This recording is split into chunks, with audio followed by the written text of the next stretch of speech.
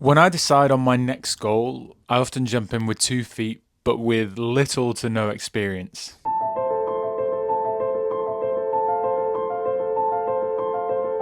And my next goal to cycle across Antarctica might be the best example of that yet. But it's my dream because it's the pinnacle of seeing what I'm capable of, how far I can push myself. And also because I love the idea of seeing where this bike can take me and what the bike is capable of.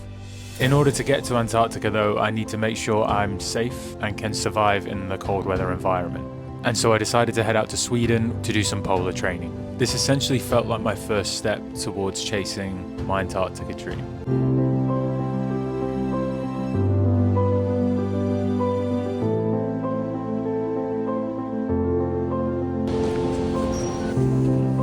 Front of you.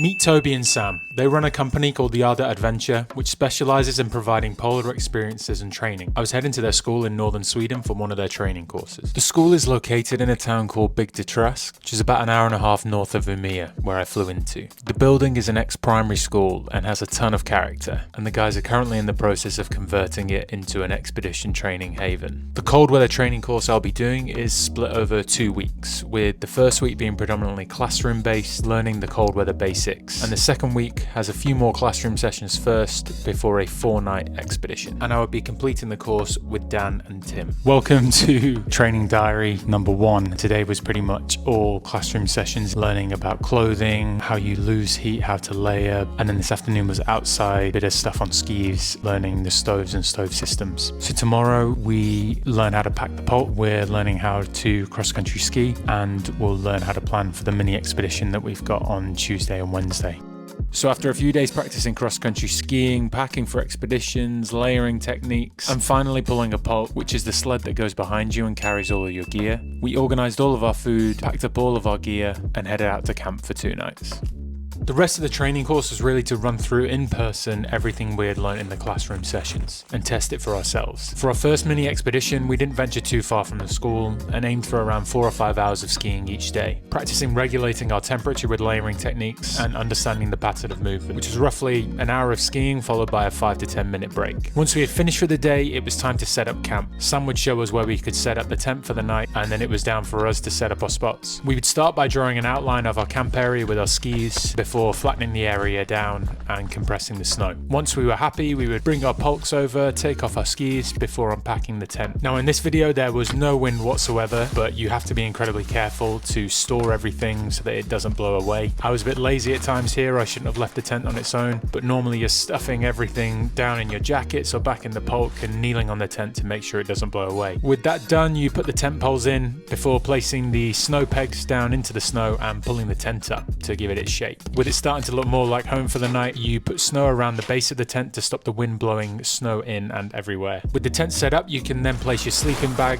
inside and transfer any gear you need from the pulk indoors. I like to make sure that the pulk is all sealed up and nice and neat for the night so that it's not affected by any weather. Once I'm inside, I get nice and cozy and build myself a little footwell so that I can sit inside comfortably. I then get changed and take my boots off for the first time all day, which is bliss. And then it's time to make dinner, so I prep the stove, start my water making process, pouring in any leftover water I have from my thermoses from the day, and add in additional snow and wait until it comes to the boil. Super important to have both of your thermoses filled with boiling water at all times, just for safety reasons. And then when those are done, I make a final batch of water for my dehydrated meal. Once that's done, pour it over, wait for 10 minutes, and then you can tuck into dinner. A little update from the tent for you guys. We've done maybe 4 or 5 hours of pulk pulling. We've set up camp and I've just had dinner, and it is only about 6, but I will probably be going to bed soon because it's going to get colder. This is camp. So we've got the stove fuel. We've just had dinner, so there's leftovers, and we've got the 2 flasks full of hot water at the moment, and then the boots will stay down there for the night. That we won't talk about. And then inside, this is the food and the section which is drying out, and then this is the bed bag, which I will unzip momentarily, and we will probably head to bed.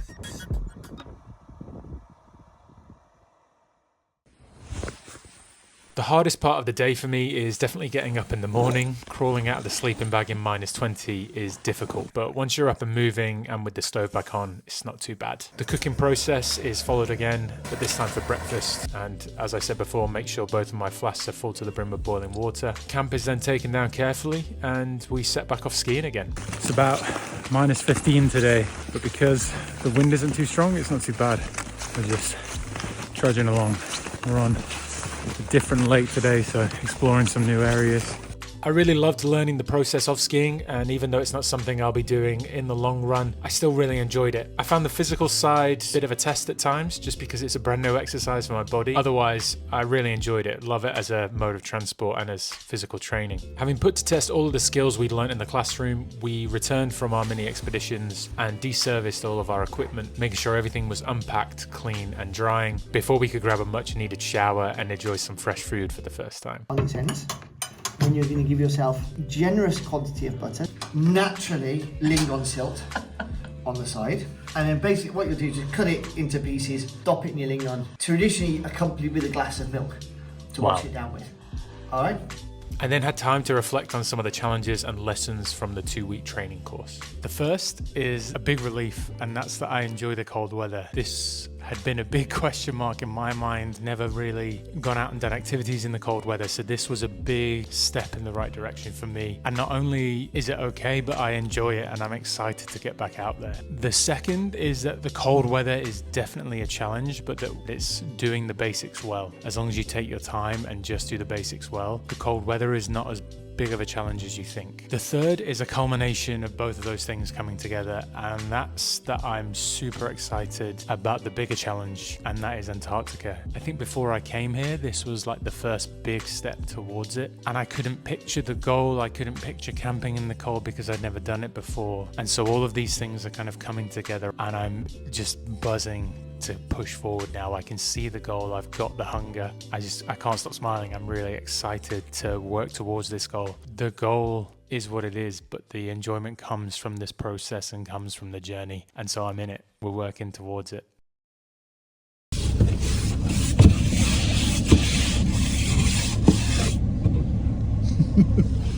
With my polar training completed, my attention turned to the final 5 days I had in Sweden. During the training course, I'd only managed to get out on the bike a few times and never off the nearby roads, so now was my chance to start riding the Fatbike with a pulk out on the snow. For the first few days, I kept the rides fairly close to the school, just in case anything went wrong. And I was really expecting it to be impossible to ride on the snowy surface, just after so many people had told me how difficult it was going to be. Good times. So when I rode across the snow for the first time and I realized it was possible, I was on cloud 9. This is just absolutely incredible.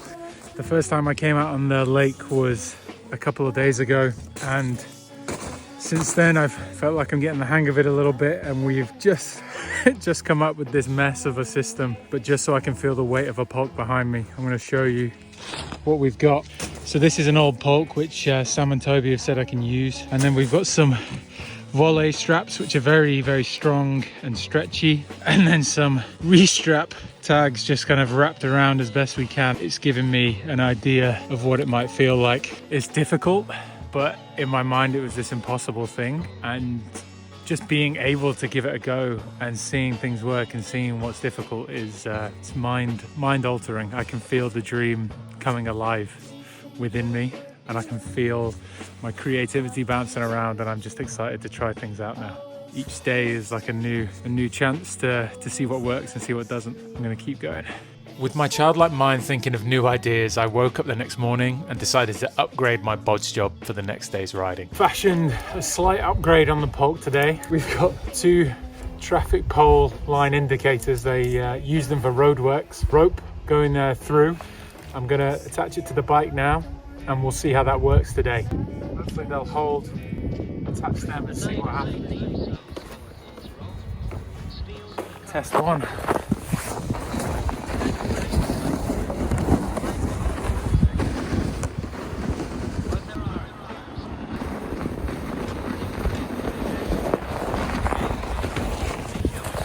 Let's go try it on the lake. I'd mainly been riding on the smaller of the two lakes for the past few days, doing 400-meter loops of the only rideable section. This was due to a lot of fresh snow and some water on the ice. My hope was that the bigger lake had some better snowmobile tracks for me to practice longer distances on, and it meant cycling through a short forest stretch, which we called Narnia. Might not be the quietest ride. You can hear the pulk scraping through Narnia today. We got about 40-45 kilos on the back. It's going to be a slog when I come back from the big lake because it's all uphill. On the way down now though, it's a fair bit of fun.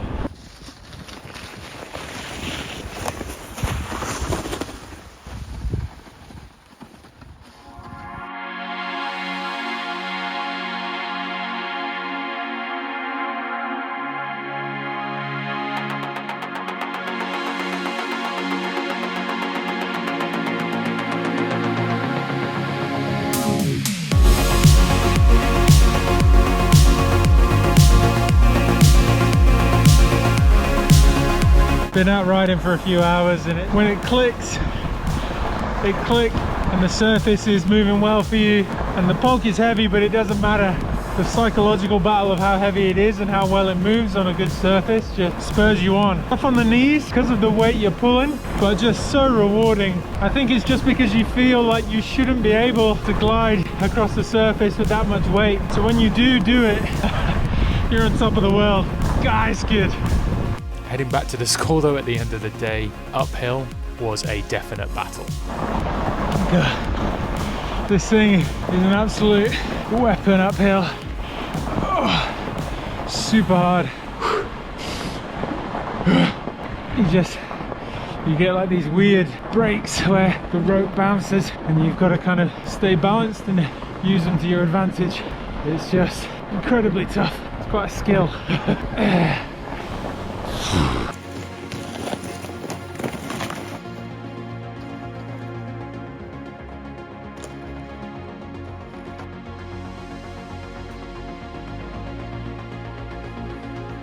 We're heading down to the big lake again this morning, but the key difference today, so we've got about 70-75 kilos in the pulk, and it's already becoming a test this morning. I'm already more out of breath than I've been on any of the previous days, so we're going to learn how to control the efforts today for sure. The good news, even after 3-4 days riding fairly intense, I'm feeling fresh as a daisy. Each day throws different challenges, different opportunities, different things to play around with on the bike, on the pulk, and I'm just constantly learning.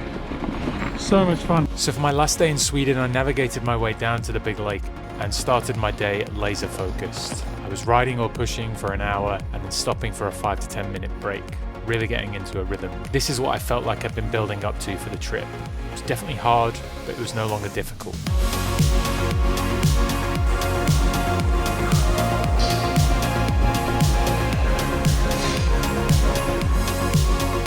As I got into the afternoon though, I found myself on the far side of the lake, and between me and getting home was a 1.5 kilometer stretch of fresh snow, which was just too deep to ride on.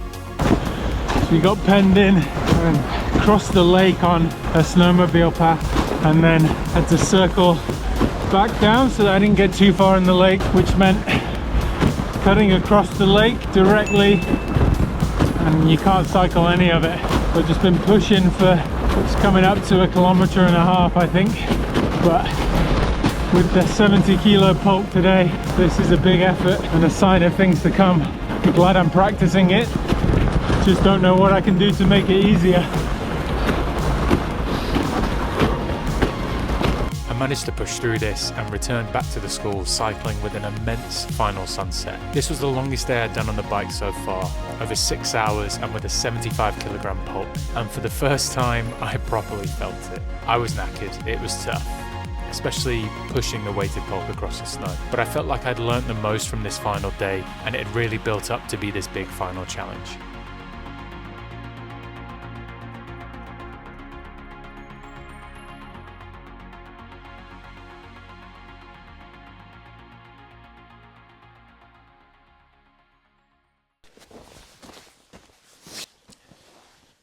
My cold weather expedition training have come to a close. Before I arrived into Sweden, I was extremely nervous and apprehensive about what the training would hold, and more importantly, what it would mean for my goal thereafter. I was extremely worried about the fact that I might not enjoy the cold. I've never done anything like this before, and yet I've told the world about Antarctica. That was heavy on my mind, and now I feel completely empowered, and that is solely down to Jadat, or Yoda. Sorry, Toby, I still don't know how to say it. What Toby and Sam are building here is incredibly special. Their connection to the local people, the training facility that they're building here, and of course the training itself. It all mixes together to form this very special feeling. I don't know how to explain it. What they've done is introduce me into the cold weather space, given me the base skills that I need, but on top of that, introduced it in such a warm way that I feel empowered to achieve my goal. So I'm leaving Sweden, not nervous, not apprehensive. I am excited for what the future holds. So what are the next steps? In terms of training, I will need to complete a 3-week solo expedition to prove to the logistics company that will take me to Antarctica, and more importantly to myself, that I can do these expeditions long term. I will also need to obviously start testing gear, the bike, the pulk.